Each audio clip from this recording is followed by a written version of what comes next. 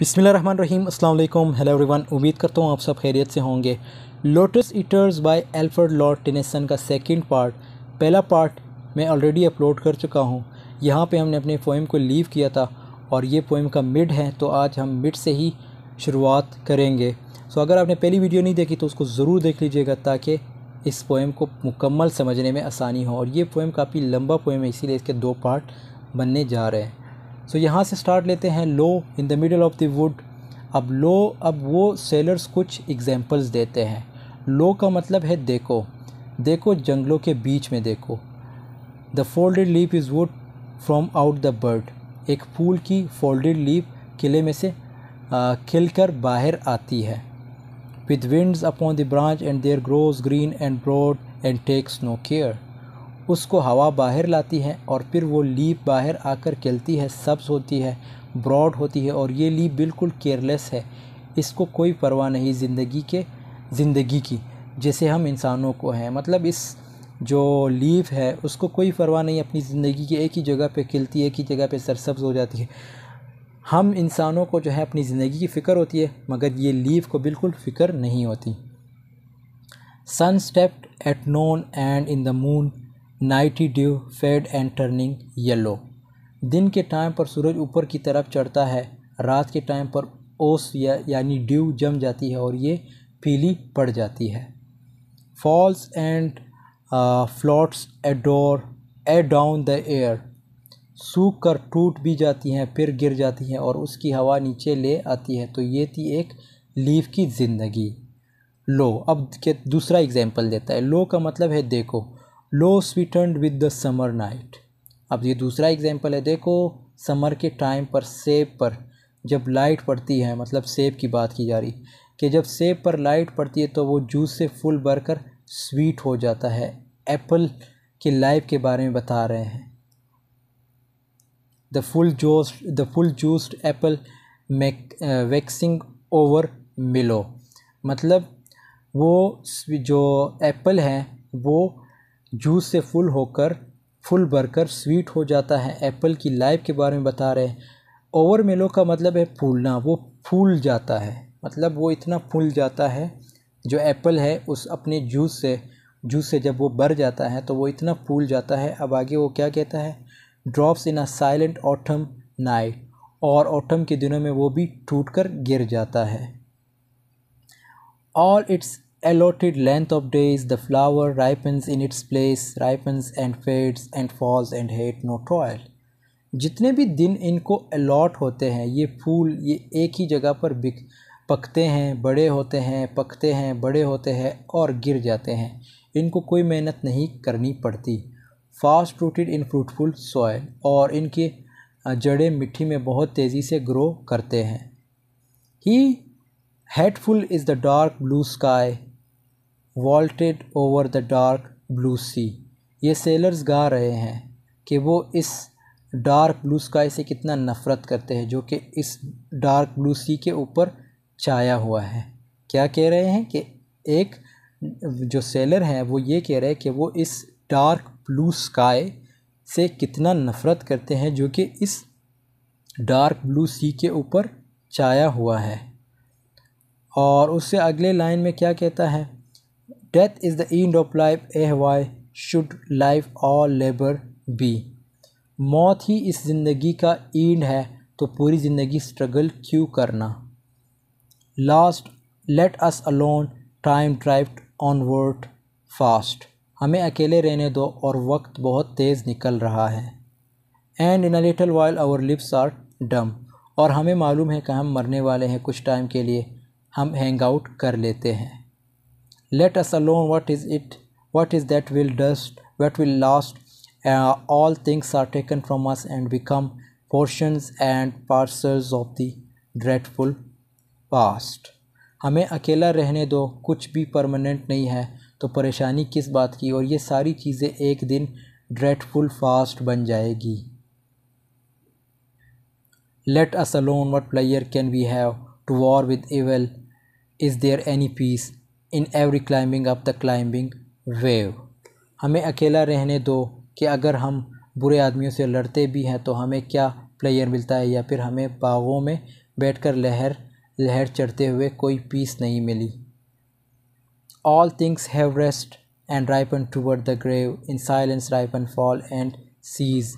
Give us long rest or death, dark death or dreadful ease.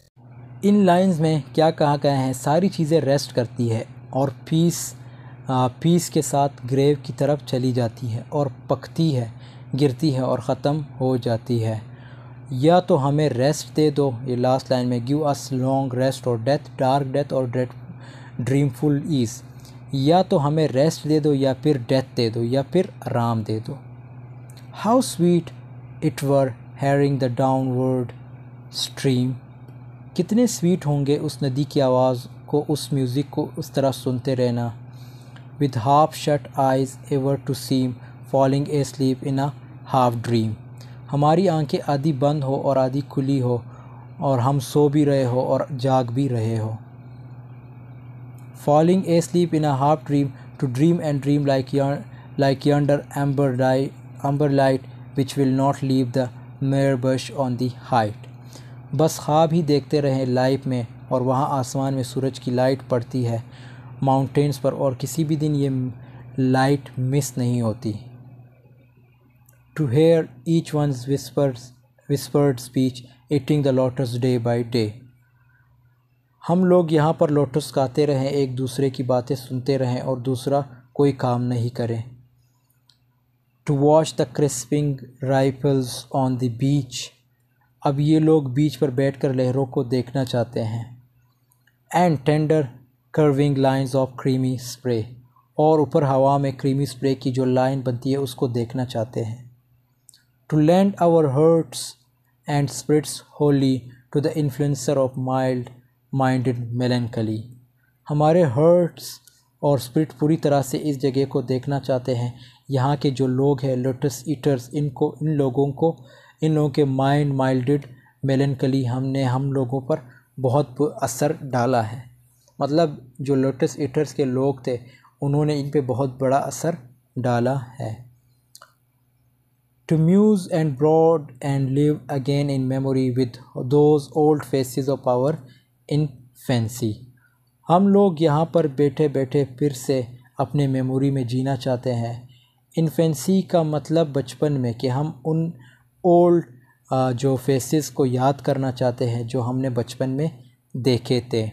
हेप्ड over a mound of grass, 2 handfuls of white dust shut in an urn of grass, लेकिन वो faces grass के नीचे दबे हुए हैं, मतलब वो कब्र में चले गए हैं।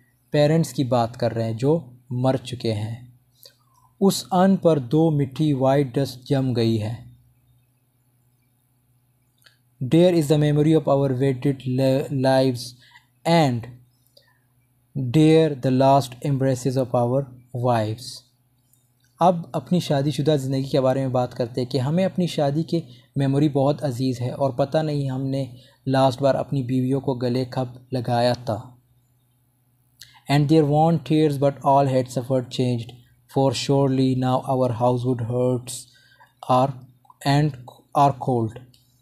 और हमारी वाइफ की गर्म आंसू हम उनको छोड़कर आ रहे थे, अब तो सब कुछ चेंज हो गया होगा हमारे घर वाले, और अब तो हमारे घर वालों के दिल हमारे लिए कोल्ड हो गए होंगे और हमें भूल गए होंगे क्योंकि इतने अरसे से हम घर नहीं गए हैं। Our sons inherit us, our looks are strange and we should come like ghosts to trouble joy। हमारे बेटे अब बड़े हो गए होंगे, उस जगह बड़े हो गए होंगे, उन्होंने जगह ले ली होगी। हमारे लॉक्स अब बदल चुके होंगे, हमारी जो लुक है वो बदल चुकी होगी, काफ़ी स्ट्रेंड हो चुकी है और हम बूढ़े हो चुके हैं और अब हम जब अपने घर जाएंगे तो भूत की तरह लगेंगे। मतलब हमारे बच्चे हमें पहचानने से इनकार करेंगे और हमारी शक्लें बिल्कुल भूत जैसी होगी। और else the island princes overboard have eat our substances and the ministerial sings, या फिर दूसरे आइलैंड की प्रिंसेस ने हमारे लैंड पर कब्ज़ा कर लिया होगा, हमारा एरिया सब्सटेंस का कर लिया होगा और कोई सिंगर उनके सामने गा रहा होगा, मतलब उस प्रिंसेस के सामने गा रहा होगा। अब ये इमेजिनेटिव बन रहे हैं। before them of the 10 years war in Troy and our great deeds as half forgotten things। 10 साल ट्रॉय की वार का 10 साल वार ऑफ ट्रॉय की कहानी हमारे ग्रेट अचीवमेंट्स के बारे में, ग्रेट डीड्स के बारे में भूल गया होगा।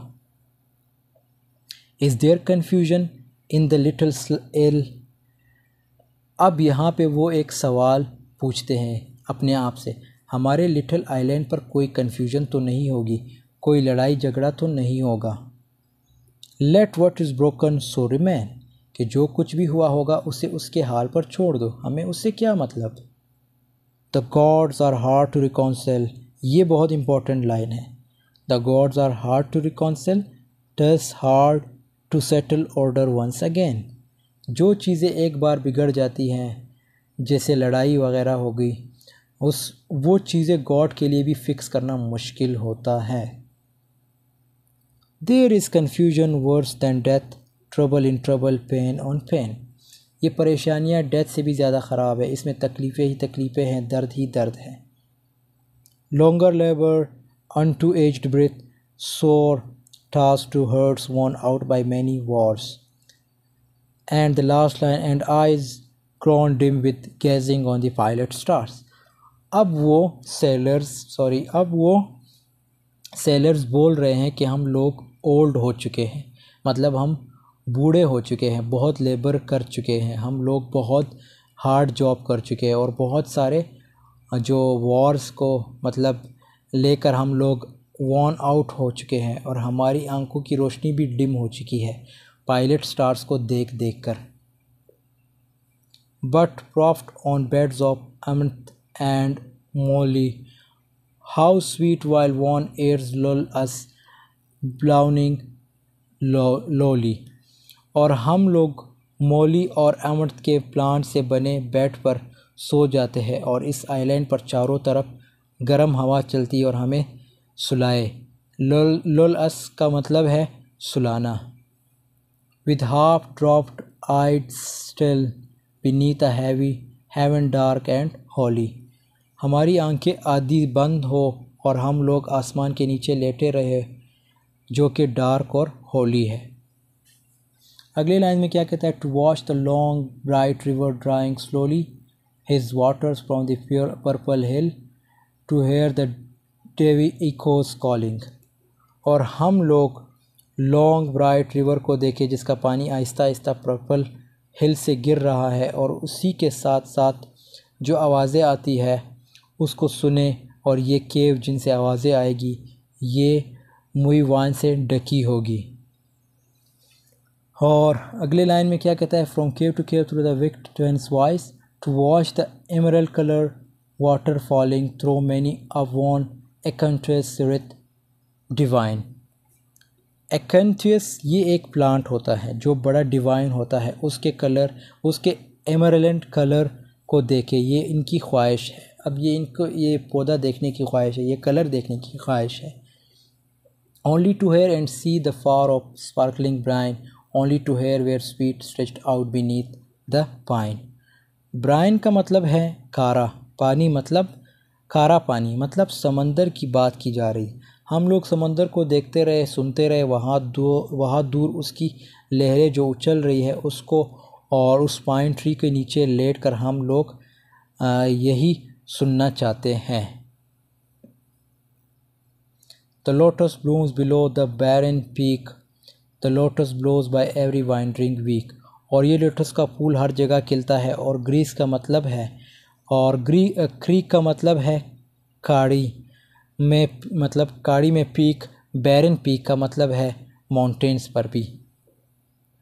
The lotus blows by every winding creek, creek का जैसे मैंने बता दिया था कि कड़ाई को कहते हैं।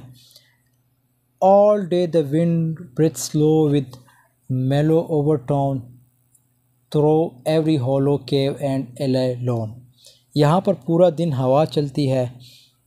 अब मेलोरल टोन और लो टोन में, और ये हवाएं केव, होली केव से भी चलते हैं। एली का मतलब है गलियाँ, तो सुनसान गलियों में से भी। Round and round the spicy dawns, the yellow lotus dust is blown. We have had enough of action and of motion we. और ये हर जगह पर हिल्स पर भी लोटस की खुशबू फैल रही है, और हम और ज़्यादा एक्शंस और मोशंस लेकिन हरकत नहीं कर सकते, यानी हरकत नहीं कर सकते। और rolled to starboard, roll to larboard, when the surge was sitting free, where the whirling monster spouted his foam fountains in the sea. और जब हम शिप पर थे तो लहरें कभी हमें लारबोर्ड की तरफ ले जाती थी, मतलब लेफ़्ट और राइट लेकर जाती थी, और जब लहरें तेज़ होती थी। तो इससे अगले लाइन, विलोइंग मॉन्स्टर जो है व्हील मछली को कहा गया है, वो पानी में हवाओं में तेज़ी से अपनी जो पानी है वो बाहर निकालती है। स्पाउटेड मीन्स तेज़ी से। Let us swear an oath and keep it with an equal mind in the hollow lotus land to live and lie recline. कि चलो हम एक कसम खाते हैं। अब ये सब मिलकर क्या कहते हैं कि हम सब मिलकर एक कसम खाते हैं अपने इक्वल माइंड से कि हम लोग इस लोटस लैंड को कभी नहीं छोड़ेंगे, अपने इसी घर में रहेंगे। मतलब अपने ओरिजिनल घर नहीं लौटना चाहते, लोटस लैंड में रहना चाहते हैं, क्योंकि उन्होंने वो फ्रूट खा लिया था, तो अब इनका जाना मुश्किल हो गया है। On the hills like gods together careless of mankind. जैसे ग्रीक गॉड हिल्स पर बैठते हैं, हम भी बैठेंगे साथ में। वो ग्रीक गॉड लापरवाह हैं, इंसानों की परवाह नहीं करते। For they lie beside their nectar and the bolts are hurled. Nectar एक किस्म की ड्रिंक है, उसके पास लेटे रहते हैं और वो पीते रहते हैं। मतलब कौन पीते हैं? Greek God. क्या पीते हैं? नेक्टर को। नेक्टर क्या है? एक ड्रिंक है। तो वो नेक्टर को पीते हैं और उसी के आसपास लेटे रहते हैं और वो पीते रहते हैं। Far below them in the valleys and the clouds are lightly curled. और वादियों के नीचे से क्लाउड जो है लाइटली कर्ल्ड है। उसके अगले line, round their golden houses curled with the gleaming world. उनके जो गोल्डन हाउसेज है उसमें वो रहते हैं, और ये जो दुनिया है उनके गोल्डन हाउसेज के अराउंड ऐसे लगती है जैसे कोई शाइनिंग बोल्ट, यानी गर्ल्ड के मीनिंग है belt. Where they smile in secret looking over wasted lands. और वो सीक्रेटली स्माइल करते हैं इंसान के वेस्टेड लैंड को देखकर। वेस्टेड लैंड का मतलब है जहाँ गम परेशानियाँ हों। कौन स्माइल करते हैं? Greek god. Blight and famine, flood and earthquake, roving deeps and fiery stands, clanging fights and flaming towns and sinking ships and praying hands. तो ये सारी परेशानियाँ काउंट की है यहाँ पर, और इन सब के साथ साथ इंसान जो है डील करते हैं, और गॉड इन सब परेशानियों के साथ इंसान जो है डील करता है, और गॉड के सामने दुआ करनी पड़ती है। But they smile they find a music centred in a doleful song. लेकिन वो गॉड हंसते हैं, वो ग्रीक गॉड हंसते हैं, उनको म्यूज़िक दिखता है। मतलब उनका रोना धोना, जो इंसानों का रोना धोना है, वो ग्रीक गॉड को म्यूज़िक दिखता है, इंसानों का रोना धोना, और वो खुश हो जाते हैं। मतलब वो इंसानों को रोते देखकर खुश हो जाते हैं। Streaming up a lamentation and ancient tale of wrong, like a tale of little meaning though the words are strong. और उनका साउंड स्ट्रीम की तरह ऊपर आता है। मतलब ह्यूमन मिजरी का सॉन्ग बहुत ही ओल्ड है, और गॉड को ये बड़ा काइंड और फेमिलियर लगता है। और जब इंसान इतने स्ट्रॉन्ग वर्ड के साथ प्रे करता है, वो चीज़ें गॉड्स के लिए ज़्यादा मानी नहीं रखती। Chanted from an ill used race of man that cleaved the soil, sow the seed and reap the harvest with enduring toil, storing yearly little dues of wheat and wine and oil। इंसान जो है हल से, मतलब जो पल से मिट्टी को तोड़ते हैं सरवाइव करने के लिए, और वो बीज भी बोते हैं, रैपिंग भी करते हैं, हार्वेस्ट भी करते हैं। इतनी मेहनत करते करके ये गंदम, वाइन और ऑयल को स्टोर करते हैं। बहुत ही इंटरेस्टिंग बात कही यहाँ पे। फिर till they first and they suffer some it's whisper down in hell, suffer endless anguish others in Elysian valleys dwell. और ये तब तक मेहनत करते हैं जब तक ये ख़त्म नहीं हो जाते। इनमें से कुछ लोग मर जाते हैं, कुछ लोग जाते हैं हिल में, इनकी सफरिंग कभी भी ख़त्म नहीं होती और बाकी की जो है वो एलिजन वैली में जाते हैं। तो ये एक किस्म की वैली है, वहाँ पे चले जाते। Resting weary limbs at last on beds of asphodel, surely surely slumber is more sweet than toil and shore. तो यहाँ पे किस चीज़ की बात की गई है? बेड्स ऑफ एस्पोडल, जो जाके उन्हें थोड़ा सा आराम मिलता है और कहते हैं सोना ज़्यादा बेहतर है मेहनत करने से। Then labor in the deep mid-ocean, wind and wave and oar, O rest ye brother, mariners will not wander more। इसीलिए हम जो लहरों में, समंदर में जो स्ट्रगल करते हैं वो काम का नहीं है। इससे बेहतर यही है कि हम लोग रेस्ट करें और हम लोग इधर उधर ज़्यादा भटकेंगे नहीं बिना मतलब के। तो यहाँ पे दोस्तों ये पोएम की एंडिंग हो जाती है और ये हमारे पास थीम है, जिसमें पहला थीम है death, dream, sleep, man and the natural world, time, origin of reality, death and the home. तो ये हमारे पास थीम्स है। आई होप आपको वीडियो पसंद आई होगी। पोएम काफ़ी लंबा पोएम था, मैं ख़ुद काफ़ी थक गया हूँ। सो वीडियो को ज़रूर लाइक कीजिएगा। मिलते हैं नेक्स्ट वीडियो में, तब तक के लिए अल्लाह हाफ़िज़, टेक केयर ऑफ़ योरसेल्फ।